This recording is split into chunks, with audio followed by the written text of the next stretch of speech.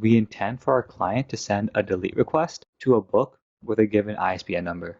In that delete request, we're given the ISBN number, and all we need to do is go through all the books in our collection, find one that matches the ISBN number that was passed in, and once we find a match, then remove it from our store.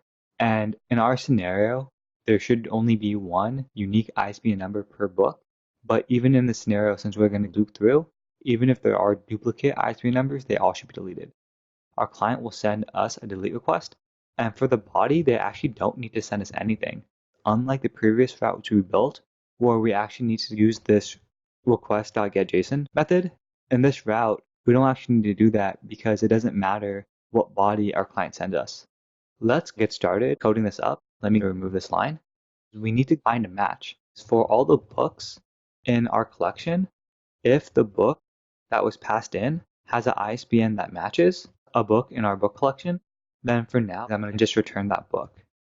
And I'm doing this mainly because I want to make sure that our route is set up correctly and that our server is actually able to receive delete requests. Let's open up a terminal and make sure that this is all working correctly. Now I'm going to restart our server. And then now that our server is restarted, I'm going to open up Postman. And I'm going to do a GET request to make sure that we are able to get the books. And then I'm going to copy this endpoint.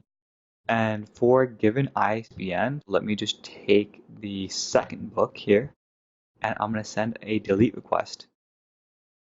When I do a delete request to this ISBN, I should get the actual JSON body for that book's ISBN, which should give me the name, the price, and the ISBN of it. As you can see, our delete route successfully connected, and we're getting the book data for the ISBN we passed into the URL.